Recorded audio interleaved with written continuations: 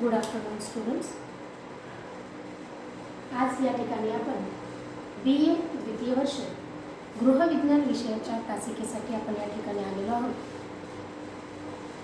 गृहविज्ञान विषयाचा BA द्वितीय वर्षाचा सत्र तिसऱ्यामधला पेपर 5वा जो आहे तो आहे वस्त्रशास्त्र. तर या वस्त्रशास्त्र पेपरमधला जो युनिट आहे वस्त्र रंगाई किंवा कापड रंगाई, या युनिटच्या संदर्भात आपण आजच्या या तासिकेमध्ये बोलणार आहोत. वस्त्र रंगाई किंवा वस्त्रांना रंगवणे किंवा वस्त्राला रंग देणे, याच्यामध्ये रंग आणि छपाई हे दोन प्रक्रिया ज्या आहेत त्या वस्त्र रंगाईमध्ये अंतर्भूत होत असतात. साधारणपणे वस्त्राची परिसज्जेचा हा शेवटचा टप्पा आहे, कारण की कापड निर्मितीनंतर त्याच्यावरती शेवटच्या टप्प्यामध्ये रंग देणे म्हणजे कपड्याला रंग देणे आणि कपड्यावरती छपाई करणे, ह्या दोन प्रक्रिया ज्या आहेत त्या परिसज्जेच्या शेवटच्या पायऱ्यांमध्ये किंवा शेवटच्या टप्प्यांमध्ये वस्त्रावरती केल्या जात असतात. आता शरीर विभूषित करण्याचं काम म्हणजे अन्न, वस्त्र आणि निवारा या माणसाच्या 3 मूलभूत गरजा आहेत. आणि शरीर विभूषित करण्याचं काम जे आहे हे मानवाला किंवा मनुष्याला अगदी पूर्वीपासून आवडत आलेलं आहे, किंवा त्याची आवड जी आहे ती व्यक्तीला उपजतःच निर्माण झालेली होती. आता पूर्वीच्या काळामध्ये आपण जेव्हा बघतो की आपलं शरीर विभूषित करण्यासाठी त्या काळातील लोकांनी अणकुचीदार दगडाने किंवा शस्त्राने किंवा भाल्याने यासारख्या टोकदार वस्तूंनी शरीरावरती खुणा करण्याचा जो प्रकार आहे, म्हणजे शरीरावरती गोंदन केल्यासारखं, म्हणजे ज्याला आज आपण टॅटू हा प्रकार जो म्हणतो, तर हा गोंदण्याच्या माध्यमातून शरीराला विभूषित करण्याचं काम पूर्वीच्या काळामध्ये मानवजात जी आहे किंवा मानव जो आहे तो करत होता.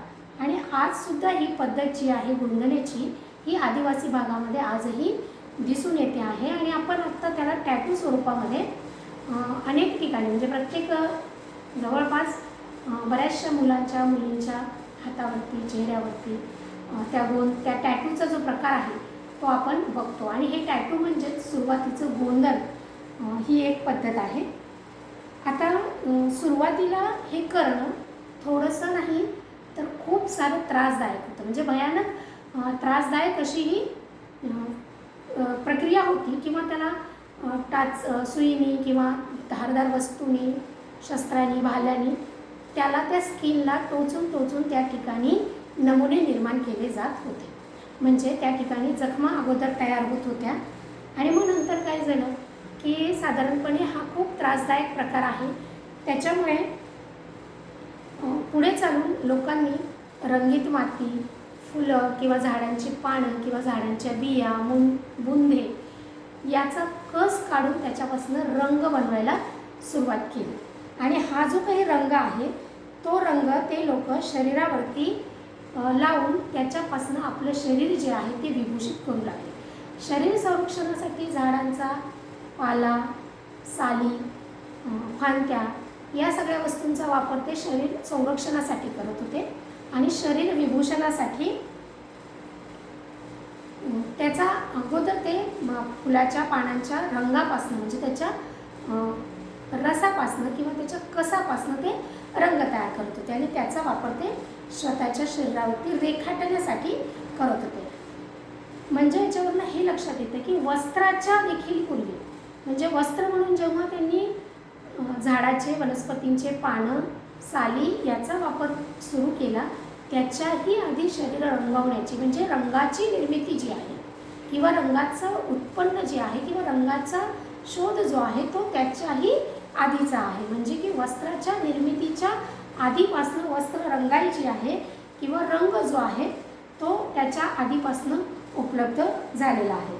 आता रंग म्हणजे काय, तर साधारणपणे वस्त्रतंतू किंवा वस्त्राला कायम राहणारा, चिटकून राहणारा पदार्थ म्हणजे रंग होय. थोडक्यात की रंग म्हणजे वस्त्राला किंवा वस्त्रतंतूला जो पदार्थ कायम स्वरूपाने, टिकाऊ स्वरूपाने राहतो तो म्हणजे रंग होय.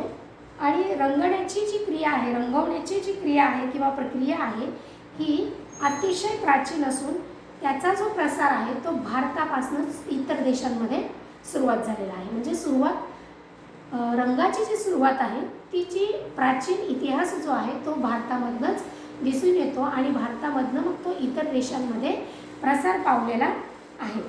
अलेक्झांडरने हिरवा, पिवळा आणि काळा हे रंग रंगवण्याच्या पद्धतींचा अभ्यास जो आहे तो भारतातच केलेला आहे आणि याचे पुरावे देखील आपल्याला मागच्या वाङ्मयामध्ये, साहित्यामध्ये आपल्याला याचे पुरावे जे आहेत ते दिसून येतात. रंगवणे जी आहे, वस्त्राला रंगवणे ही परिसज्जेची शेवटची प्रक्रिया किंवा पायरी आहे आणि याच्यामुळे काय होतं की कापड रंगवल्यामुळे कापडाचं सौंदर्य मूल्य जे आहे ते वाढतं आणि त्याच्यामुळे वस्त्राचं सौंदर्य मूल्य वाढल्यामुळे त्याची आवड किंवा त्याची निवड करण्याची मानसिकता जी आहे व्यक्तीची ती त्या ठिकाणी वाढते. अशा पद्धतीने रंगाचा जो परिणाम आहे तो वस्त्राच्या माध्यमातून आपल्याला अशा स्वरूपाने दिसते. आता रंगाचं जे वर्गीकरण आहे म्हणजे वस्त्रासाठीचे जे रंग आहेत जे कपड्यांवरती लावले जातात, कपड्यांसाठी वापरले जातात, म्हणजे कापड आणि कापडतंतू या दोन्हीसाठी जे रंग वापरले जातात तर त्या रंगाचं वर्गीकरण कसं आहे ते आपण या ठिकाणी बघूयात. तर रंगाचं वर्गीकरण,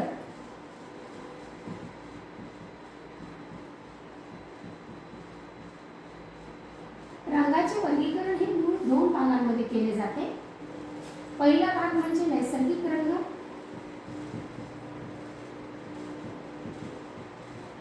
आणि दुसरं म्हणजे कृत्रिम रंग. नैसर्गिक रंग म्हणजे जे निसर्गामध्ये उपलब्ध असणाऱ्या वनस्पती, झाडे, फुले, पाने, प्राणी किंवा खनिज याच्या माध्यमातून जे रंग तयार होतात आणि जे वस्त्र रंगाईसाठी वापरले जातात त्याला नैसर्गिक रंग असं म्हटलं जातं. तर या नैसर्गिक रंगाचे पुन्हा 3 प्रकार पाडले जातात. पहिला प्रकार म्हणजे वनस्पतीचे रंग, दुसरा म्हणजे प्राणीज रंग आणि खनिज रंग.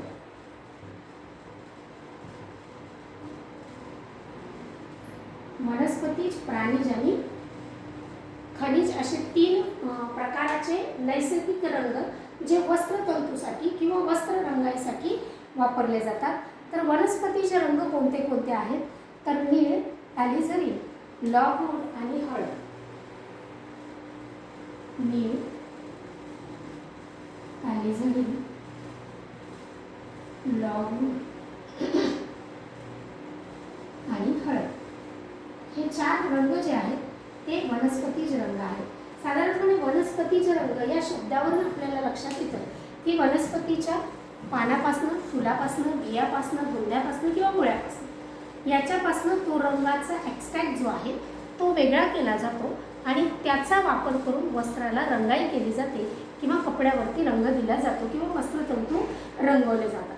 तर साधारणपणे वनस्पतीचे जे रंग आहेत जे आपल्याला बियापासून, पान, फूल, मूळ याच्यापासून त्याचा रंग काढून म्हणजे त्याचा कस काढून हे रंग तयार केले जातात, ज्याच्यामध्ये नीळ, ॲलिझरीन, लॉगवूड आणि हळद हे 4 प्रकारचे रंग जे आहेत ते वनस्पतीचे रंग म्हणून ओळखले जातात. आता इंडिगो, नीळ म्हणजे इंडिगो. तर इंडिगो जे आहे ते विशिष्ट झाडांच्या ज्या फांद्या, पाने याला पाण्यामध्ये भिजवून त्याला सडवून जे मिश्रण तयार केलं जातं त्या मिश्रणापासून नंतर नीळ तयार केली जाते आणि ह्या निळीचा जो रंग आहे किंवा या निळीला इंडिगो हा शब्द सुद्धा वापरला जातो किंवा निळीलाच इंडिगो नावाने सुद्धा संबोधले जाते. आणि हे जे आहे हे झाडाच्या फांद्या आणि पानांना पाण्यामध्ये भिजवून सडवून नीळ जी आहे ती तयार केली जाते. त्याच्यानंतर दुसरा रंग आहे ॲलिझरीन. तर ॲलिझरीन जे आहे ते मॅडर फ्राऊन नावाच्या झाडांची मुळे असतात, त्याला वाळवून त्याला दळून म्हणजे त्याचं पावडर तयार करून त्याच्यापासनं त्याचा कस काढतात आणि त्याच्यापासनं हा ॲलिझरीन जो रंग आहे हा रंग तयार केला जातो. यालाच तुर्की लाल रंग असतो म्हणजे तुर्की लाल रंग असं देखील त्याला म्हटलं जातं. आणि ही झाडे जी आहेत ती विशेषतः फ्रान्स आणि बेल्जियममध्ये उपलब्ध असतात आणि फ्रान्स आणि बेल्जियममध्येच या रंगाचं उत्पादन जे आहे म्हणजे एलिझरीन रंगाचं जे उत्पादन आहे जे मॅडरफ्रॉम झाडांच्या मुळांपासून घेतलं जातं तर हे फक्त फ्रान्स आणि बेल्जियम या देशांमधूनच घेतलं जातं. त्याच्यानंतर आहे लॉगवूड. लॉगवूड म्हणजे हेमॅटोझॉलॉन कॉम्पेशियन्स या नावाचं जे झाड आहे या झाडापासून हा रंग तयार केला जातो आणि हे झाड जे आहे ते अमेरिकन दक्षिण आणि मध्य भागातील उष्ण ठिकाणावरती हे झाड जे आहे ते वाढत असतं आणि या झाडाचे लाकूड जे आहे या लाकडाचे छोटे छोटे तुकडे किंवा छोटे छोटे काप केले जातात आणि हे काप जे आहेत हे कापून पाण्यामध्ये भिजवून ठेवले जातात, भिजवून सडवले जातात, साधारणपणे सडवलेच जातात आणि मग याच्यापासून काळा रंग जो आहे म्हणजे याच्या कसपासून काळा रंग जो आहे तो तयार केला जातो आणि हा काळा रंग नंतर वस्त्रतंतू किंवा वस्त्र रंगवण्यासाठी वापरला जातो. त्याला लॉगवूड कलर असं म्हटलं जातं. त्याच्यानंतर आहे हळद. हळद म्हणजे टर्मरिक. तर ही हळद जी आहे ती साधारणपणे आपल्या भारतामध्ये जास्त प्रमाणात वापरली जाते. हळदीच्या झाडांचं जे मूळ आहे त्या मुळांना सुकवून दळून हा रंग जो आहे तो रंग तयार केला जातो आणि साधारणपणे कपड्याला पिवळा रंग देण्यासाठी याचा वापर केला जातो कारण हळदीचा रंग जो आहे तो पिवळा रंग या ठिकाणी असतो. म्हणजे अशा पद्धतीने झाडाच्या वेगवेगळ्या भागापासून म्हणजे बिया, फुले, फांद्या, मुळे आणि बुंदे याच्या कसापासून किंवा याच्या पावडरपासून आपल्याला जे रंग प्राप्त होतात त्याला वनस्पतीचे रंग असं म्हटलं जातं, ज्याच्यामध्ये इंडिगो, एलिझरीन, लॉगवूड आणि हळद या 4 मुख्य वनस्पतीच्या रंगाचा समावेश जो आहे तो या नैसर्गिक रंगामध्ये मोडतो. त्याच्यानंतरचा आहे प्राणीचे रंग.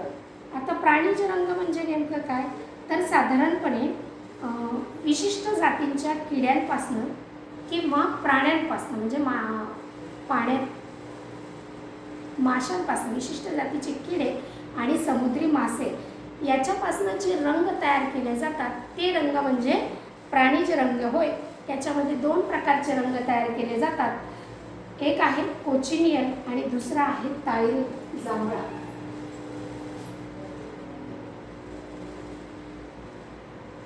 कोचिनियन आणि ताईरी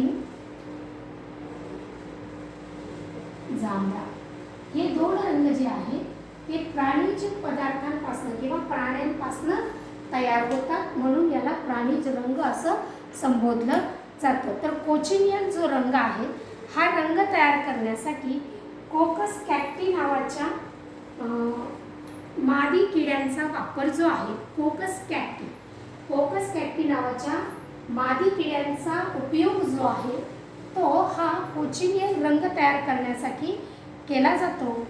या किड्यांची वाढ जी आहे ती मेक्सिकोमध्ये होत असते आणि मेक्सिकोमध्येच या सर्वप्रथम या रंगाचा शोध जो आहे तो मेक्सिकोमध्येच लागलेला आहे. हा रंग बनवण्यासाठी हे जे किडे आहेत म्हणजे कोकस कॅक्टी नावाचे जे किडे आहेत ते झाडावरून गोळा करून एका लोखंडी ट्रेमध्ये ठेवले जातात आणि उष्णतेच्या माध्यमातून ती किडे मारले जातात. म्हणजे त्याला गरम करून त्याला हीट देऊन त्या किड्यांना आधी मृत केलं जातं आणि त्याच्यानंतर त्याला सुकवून त्या रंगाचा उपयोग त्या भुकटीचा उपयोग जो आहे तो रंग बनवण्यासाठी केला जातो. आणि या किड्यापासून तयार केलेला हा जो रंग आहे हा साधारणपणे रेशमी वस्त्रांना किंवा लोकरी वस्त्रांना रंगवण्यासाठी वापरला जातो. मात्र सध्याला या किड्यांच्या ऐवजी म्हणजे या किड्यांना मारून त्यांच्या शरीराच्या भुकटीच्या ऐवजी डांबरांपासून म्हणजे डांबरापासून तयार केलेल्या रंगाचा उपयोग जो आहे तो भरपूर प्रमाणात केला जातो आहे आणि म्हणून या कोचिनियन या रंगाची मागणी जी आहे ती आता कमी झालेली आहे कारण की त्याला पर्यायी सबस्टिट्यूट जो आहे तो म्हणजे डांबरापासून देखील त्या स्वरूपाचा रंग जो आहे म्हणजे कोचिनियन सारखाच इफेक्ट देणारा रंग जो आहे तो बनवला जाणं शक्य झालं आहे आणि म्हणून मग आता या कोचिनियन रंगाची मागणी जी आहे ती थोड्याफार प्रमाणात घटलेली आहे. त्याच्यानंतर आहे तायरीन जांभळा. आता तायरीन जांभळा म्हणजे हा नैसर्गिक रंगातील सर्वात महाग असा रंग आहे. साधारणपणे हजारो मासे मारल्यानंतर किंवा हजारो मासे मारून 1 ग्रॅम रंग जो आहे तो साधारण याच्यापासून तयार केला जातो. म्हणजे हजारो मासांच्या मेल्यानंतर किंवा मारणानंतर साधारणपणे 1 ग्रॅम रंग जो आहे हा रंग तो तयार होत असतो. आणि भूमध्य समुद्रात राहणाऱ्या शेल माशांपासून हा रंग जो आहे तो तयार केला जात असतो. म्हणून सगळ्यात महाग असणारा हा रंग जो आहे तो साधारणपणे रोमन राज्यातील राज्यकारभार करणारे लोक किंवा राजघराण्यातील लोक जे आहे किंवा राजकीय कुटुंब जे आहेत त्याच लोकांच्या वस्त्ररंगाईसाठी तायरीन जांभळा रंग जो आहे तो साधारणपणे वापरला जातो. कारण हा सर्वात जास्त महाग असलेला एकमेव नैसर्गिक असा रंग आहे. त्याच्यानंतर खनिज रंग. खनिज रंगामध्ये आयर्न बफ,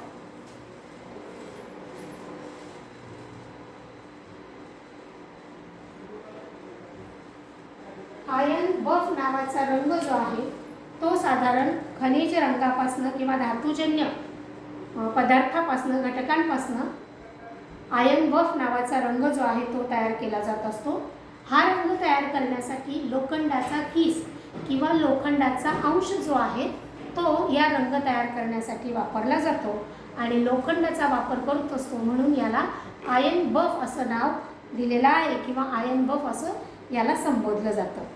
हा लोखंडाचा किस जो आहे तो बॅरलमध्ये ठेवून तो पूर्णपणे बुडेल एवढं पाणी आणि शिरका म्हणजे त्या टाक्यांमधनं पाणी आणि शिरका जो आहे तो ती बुडेल इतकं त्याच्यामध्ये पाणी आणि शिरकाने ते टाक्या ज्या आहेत त्या भरून ठेवल्या जातात. त्याच्यामध्ये लोखंडाचा किस आधीच टाकलेला असतो आणि हे साधारण मिश्रण जे आहे ते स्थिर झाल्यानंतर म्हणजे ते शांत झाल्यानंतर त्या द्रावणामध्ये राखेचं जे द्रावण आहे राख जी आहे ती त्या द्रावणात भिजवली जाते आणि मग त्याचं जे मिश्रण आहे हे जे मिश्रण आहे हवेच्या संपर्कात जेव्हा ठेवलं जातं तर या हवेच्या संपर्कात आल्यामुळे त्याच्या थराला सुंदर अशी रंगाची छटा जी आहे ती त्या ठिकाणी प्राप्त होत असते आणि मग वेगवेगळ्या पद्धतीने हे आयर्न बफची निर्मिती जी आहे ती होत असून प्रत्येक पद्धतीमध्ये वेगळ्या पद्धतीची रंगछटेची निर्मिती जी आहे ती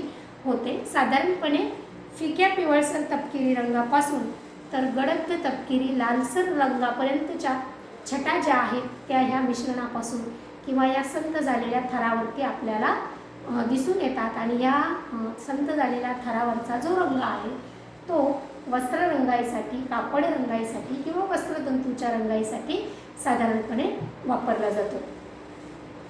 तर आत्ता आपण या ठिकाणी की एकंदर वस्त्र रंगाईसाठी वापरल्या जाणाऱ्या रंगाचं जे वर्गीकरण आहे त्यापैकी नैसर्गिक रंग जे आहेत ज्याच्यामध्ये वनस्पतीचे रंग, प्राणीज रंग आणि खनिज रंग किंवा धातुजन्य रंग हे कशा पद्धतीने तयार केले जातात किंवा नैसर्गिक रंग हे कुठल्या पद्धतीचे आहेत त्याच्यामध्ये वनस्पती, प्राणीज आणि खनिज त्याच्यापासून तयार होणारा रंग आणि ती देण्याची टेक्निक जी आहे ह्याचा एकंदर माहिती आपण आता याच्यामध्ये घेतलेली आहे. याच्यानंतर याचा दुसरा जो वर्गीकरण भाग येतो, दुसरा भाग जो आहे तो म्हणजे कृत्रिम रंग. आता कृत्रिम रंग म्हणजे काय आहे तर साधारणपणे 1856 मध्ये ॲनिलीन पासून कृत्रिम रंगाचा शोध लागला. सर्वप्रथम तयार केलेला रंग जो आहे तो मावे रंग आहे आणि याचा शोध विलियम हेनरी पर्किन्स या शास्त्रज्ञाने लावलेला आहे. विलियम हेनरी पर्किन्स या शास्त्रज्ञाने मावे या रंगाचा शोध लावलेला आहे आणि म्हणून याला पर्किन मावे या नावाने संबोधले जाते आणि हा शोध साधारणपणे 1856 मध्ये लागलेला आहे. आणि कृत्रिम रंगाच्या बनावटीमध्ये ॲजिलिन हा मुख्य घटक असतो आणि हा जो मुख्य घटक आहे तो डांबराच्या आनुषंगिक पदार्थापासून मिळतो आणि काही रंग जे आहेत ते बेन्झीन, नॅफ्थॅलिन, फिनॉल सेंद्रिय आणि असेंद्रिय समूहापासून तयार करावे लागतात. म्हणजे कृत्रिम रंग जे आहेत ते केमिकलच्या माध्यमातून किंवा केमिकलच्या मिश्रणातून तयार केले जातात. हे निसर्गतः उपलब्ध नसतात. हे मानवनिर्मित रंग आहेत आणि याचा जो शोध आहे तो विलियम हेनरी पर्किन्स यांनी 1856 मध्ये लावलेला आहे. आणि पहिला रंग जो आहे कृत्रिम रंग त्याला पर्किनचा मावे असं नाव त्याच्यामुळे देण्यात आलेलं आहे. आणि याच्यासाठी वेगवेगळ्या संयुगाचा किंवा वेगवेगळ्या केमिकल बॉन्ड्सचा जो वापर आहे तो साधारणपणे ह्या रंग निर्मितीसाठी, कृत्रिम रंग निर्मितीसाठी केला जातो. आता हे जे काही कृत्रिम रंग आहेत तर हे कोणते कोणते आहेत? तर पहिला रंग आहे आम्लीय रंग. आम्लीय रंग म्हणजे ॲसिडिक डाय किंवा आम्लीय रंग. तर आता हे आम्लीय रंग जे आहेत हे रंग जलद्राव्य असून हे ॲसिडपासून तयार केले जातात. उदाहरणार्थ सल्फॉनिक ॲसिड, कार्बोनिक ॲसिड, सोडियम किंवा कॅल्शियमचे क्षार असतात आणि हे रंग आम्लीय द्रावणात वापरले जातात. आम्लीय द्रावणामध्ये सोडियम किंवा कॅल्शियम क्षारांचे जलविघटन होऊन रंगीत ऑर्गॅनिक आम्ल म्हणजे आम्लीय रंग तयार होत असतात. प्राणीज तंतूंमधील मूलभूत घटक आम्लाबरोबर संयोग पाहून रंगीत संयुक्त पदार्थ तयार होत असतात आणि म्हणून आम्लीय रंग जे आहेत ते प्राणीज तंतू जसं उनी आणि रेशीम या वस्त्रांना रंगवण्यासाठी वापरले जात असतात. बरेच वेळा आम्ल रंग जे आहेत सुती, लिनन, विस्कोज, रेयॉन या वनस्पती तंतूंवरती बसत नाहीत. हे कापड धुतल्यानंतर किंवा हे कापड तीव्र अल्कलीच्या द्रावणाचा जर उपयोग करून धुतलं तर हे रंग त्या कपड्यांवरनं सुटायला लागतात आणि म्हणून हे रंग जे आहेत ते फक्त लोकरी आणि रेशीम तंतूवरतीच, म्हणजे लोकरी वस्त्रांवरती, लोकरी तंतूवरती किंवा रेशीम तंतू किंवा रेशीम वस्त्रांवरती आम्लीय रंग जे आहेत ते रंग पक्के बसत असतात आणि इतर वस्त्रांवरती हे रंग पक्के बसत नाही. तर कालांतराने काही काळानंतर किंवा आम्लीय द्रावणाच्या संपर्कात आल्याने किंवा आम्लीय घटकांच्या संपर्कात आल्याने हे रंग जे आहेत ते वस्त्रतंतूला सोडायला सुरुवात करतात. म्हणजेच त्या वस्त्राचा रंग जो आहे तो साधारणपणे त्या ठिकाणी फिका व्हायला सुरुवात होते. याच्यातला दुसरा रंग आहे प्रत्यक्ष रंग म्हणजे डायरेक्ट डाय.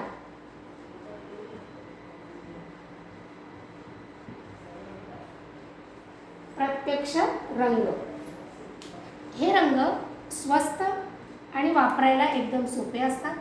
साधारणपणे घरगुती रंगाईमध्ये आपण या रंगाचा उपयोग जो आहे तो उत्तम पद्धतीने करू शकतो किंवा उत्तम पद्धतीने याचा रंग आपण घरच्या घरगुती पद्धतीने वस्त्रांवरती बसवू शकतो. वनस्पतीज आणि प्राणीज तंतू हे रंग पटकन बसतात. म्हणजे वनस्पतीज आणि प्राणीज तंतूंवरती हा रंग जो आहे प्रत्यक्ष रंग हा पटकन बसतो.